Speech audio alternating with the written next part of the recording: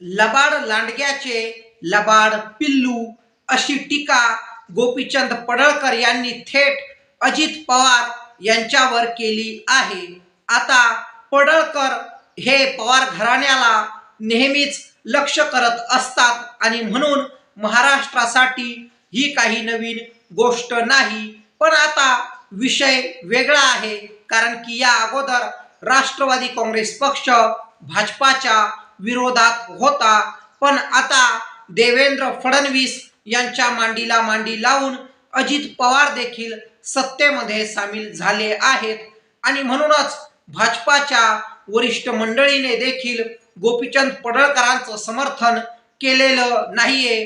त्याचबरोबर अमोल मिटकरी यांच्यासारखे राष्ट्रवादी काँग्रेसचे प्रवक्ते पाळीव कुत्रा म्हणून पडळकरांचा उल्लेख देखील करतच आहेत। त्यामुळे आता फडणवीस तुम्ही पडळकरांना रोखले पाहिजे अशी भूमिका अजित पवार गटाने घेतलेली दिसते। या अगोदर देखील राष्ट्रवादी काँग्रेसला विशेष टार्गेट करण्याचं काम पडळकरांनी केलेलंच आहे। लवासाच्या मुख्यमंत्री सुप्रिया सुळे, मगरपट्ट्याचे मुख्यमंत्री जयंत पाटील व बारामतीचे मुख्यमंत्री अजितदादा पवार यांना केलं पाहिजे आणि या 3 राज्यांचा मिळून एक देश बनवला पाहिजे आणि त्याचे पंतप्रधान पद आदरणीय शरद पवारांना देऊन टाकलं पाहिजे असं देखील पडळकर म्हणालेच होते। म्हणजे टिंगलटवाळी करत व कडक शब्दात पवार घराण्यावर व राष्ट्रवादी काँग्रेसवर तुटून पडण्याचं काम गोपीचंद पडळकर का बरं करत असतात? नेमका पडळकरांचा इतिहास काय आहे आणि खरंच पडळकर हे घातक ठरतील का? या व्हिडिओच्या माध्यमातून हेच आपण डिटेलमध्ये पाहूयात। नमस्कार, मी रविराज आणि तुम्ही बघताय आपल्या हक्काचे बोला तात्या। गोपीचंद पडळकरांच्या राजकारणाला सुरुवात झाली 2009 साली, कारण की 2009 मध्येच त्यांनी खानापूर आटपाडी ही विधानसभा निवडणूक लढवली। हे तरुण पोरग लढण्याची झुंजण्याची इच्छा बाळगून होतं आणि प्रचंड धाडस प्रस्थापितांना विरोध करण्याचं देखील पडळकरांमध्ये असल्यामुळेच त्यांची विशेष अशी ओळख विधानसभा मतदारसंघामध्ये तशी होतीच।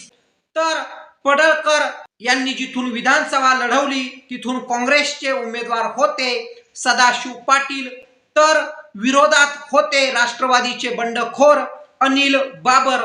अनिल बाबर यांच्या पाठीशी RR पाटील यांचं संपूर्ण पाठबळ उभं होतं आणि त्यामुळेच अनिल बाबरच निवडून येतील अशी शक्यता दिसत असतानाच गोपीचंद पडळकरांनी मात्र गेम फिरवला। 18,000 मतदान त्यांनी घेतलं आणि सदाशिव पाटील निवडून आले। होता गोपी म्हणून वाचली टोपी अशी म्हण देखील तेव्हा सांगली जिल्ह्यामध्ये परिचित झाली, कारण की सदाशिव पाटील हे आपल्या डोक्यावर टोपी परिधान करत होते। या निवडणुकीद्वारे तरुण पडळकरांनी हेच दाखवून दिलं की आपण निवडून येऊ शकत नाही, पण पाडू शकतो। आणि सांगली जिल्ह्यामध्ये तेव्हा अनेक प्रस्थापित नेते होते। RR पाटील, जयंत पाटील, प्रतीक पाटील, पतंगराव कदम, मदन पाटील अशा या नेत्यांची फळीच होती आणि विशेष म्हणजे सत्तेचा सुवर्ण काळ ही सर्वच नेते मंडळी बघत होती। या प्रस्थापितांना बेधडकरित्या शेलक्या शब्दात आक्रमक विरोध करण्याचं काम गोपीचंद पडळकर नावाचा एक तरुण नेता करत होता।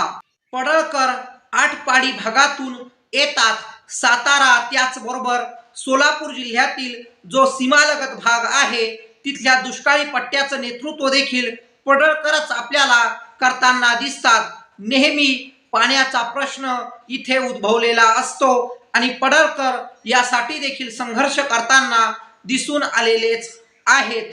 गावात धनगर व मराठा राजकारण असल्यामुळे पडळकरांनी धनगर समाजाची बाजू लावून धरण्याचंच काम केलं। मोठ्या प्रमाणात धनगर समाज असून देखील धनगर समाजाचं नेतृत्व मराठ्यांनीच पुढे येऊ दिलं नाही अशी लाईन रेटण्याचं काम पडळकर सततच करत असतात आणि म्हणून धनगर समाजाच्या मनामध्ये एक मोठं स्थान गोपीचंद पडळकर यांच्या संबंधी आहेच. पडळकर सुरुवातीच्या काळात सफारी गाडी घेऊन फिरत असे आणि त्यांनी एक नारा दिला, तो म्हणजे एकच छंद गोपीचंद.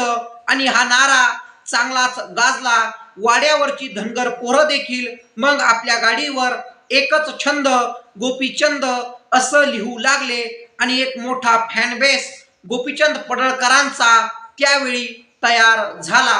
आता पडळकरांचं नाव चांगलंच चर्चेत आलं होतं. राज ठाकरे यांच्या मनसे पक्षाचं वारं तेव्हा महाराष्ट्रात दिसून येत होतं, म्हणून पडळकर मनसेमध्ये जातील असं वाटत असतानाच त्यांनी मात्र महादेव जानकर यांच्या रासपामध्ये प्रवेश केला व जानकरांचं नेतृत्व स्वीकारलं. पण जानकरांसोबत त्यांचे मतभेद झाल्यानंतर त्यांनी आरएसपी नावाचा स्वतंत्र पक्ष काढला. या पक्षाचे काही काळ ते प्रदेश अध्यक्ष देखील होते. नंतर राज्य पातळीवर प्रस्थापितांना विरोध करणारे जे होते त्यांच्या संपर्कात गोपीचंद पडळकर आले आणि त्यांचा पहिला संपर्क झाला भाजपाचे नेते विनोद तावडे यांच्याशी, जी लोकवर्गणी करून गोपीचंद पडळकरांना गाडी देण्याचं काम त्यांच्या चाहत्यांनी केलं होतं. त्या सोहळ्यासाठी विशेष आमंत्रित विनोद तावडेच होते आणि तावडे स्वतःहून विटा शहरामध्ये पडळकरांसाठीच आले होते आणि म्हणून गोपीचंद पडळकर हे भाजपाच्या देखील जवळ गेलेच. पडळकरांना हे माहीत होतं की कधी आपण फक्त आर पाटील यांनाच विरोध केला तर सांगली जिल्ह्यापुरतंच आपलं नेतृत्व मर्यादित राहील आणि म्हणून त्यांनी पवार घराण्याला विरोध करायला सुरुवात केली.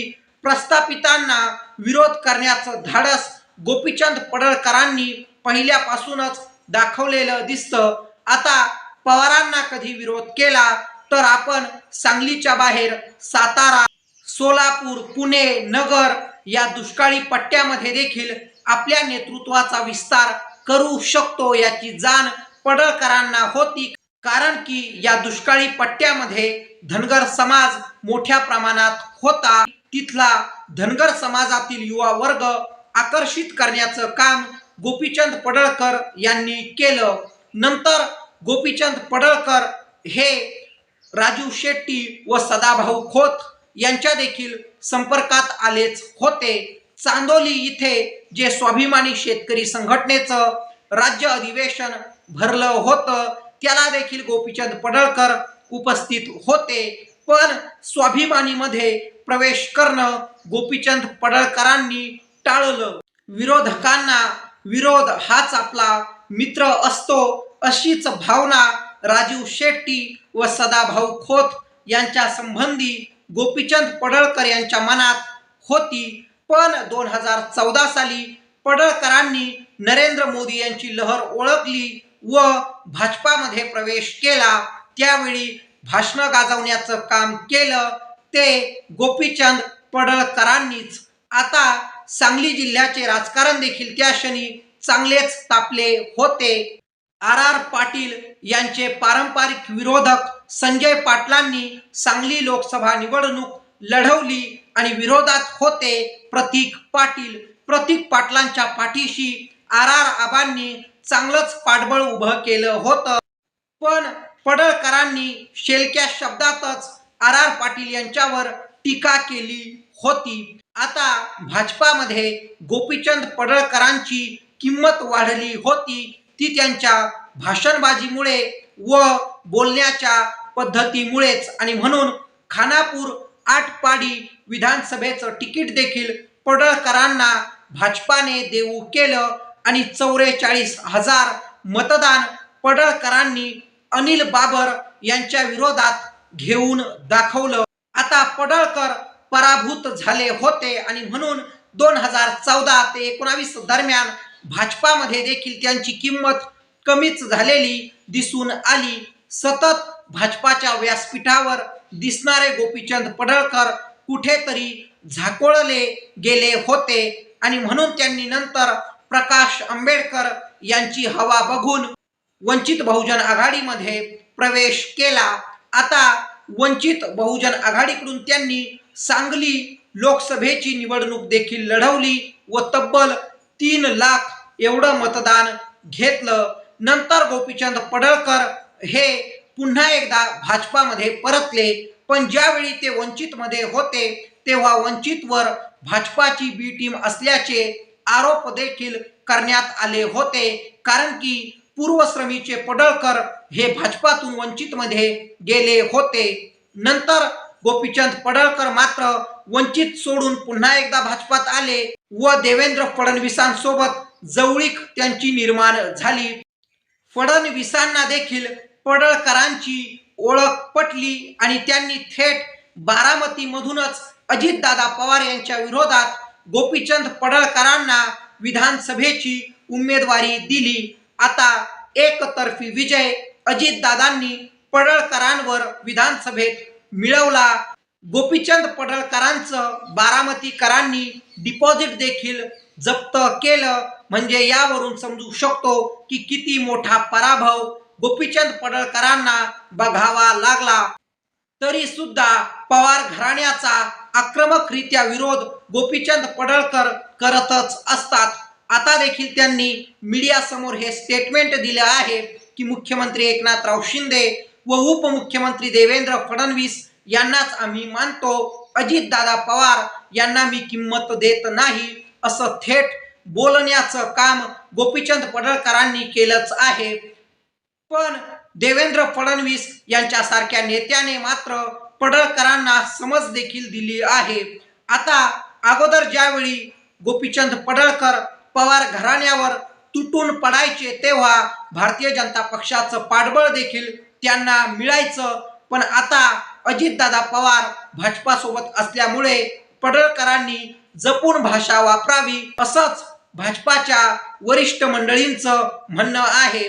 पण फडणवीसांनी सांगितलं तरीही गोपीचंद पडळकर पवार घराण्याचा विरोध करणं थांबवणार नाहीत, कारण की त्याला काही कारणं देखील आहेत. पडळकरांना याची जाण आहे की कधी आपण पवारांना विरोध करत राहिलो तरच आपल्याला किंमत राहील, अन्यथा आपली किंमत कमी देखील होऊ शकते. कारण की जो सातारा, कोल्हापूर, पुणे, नगर हा दुष्काळी पट्ट्याचा भाग आहे आणि तिथे जो धनगर समाज मोठ्या प्रमाणात आहे त्याचं नेतृत्व गोपीचंद पडळकरांना करायचं आहे किंवा आपलं नेतृत्व कायम ठेवायचं आहे आणि म्हणूनच ते पवार घराण्याला विरोध करतच असतात.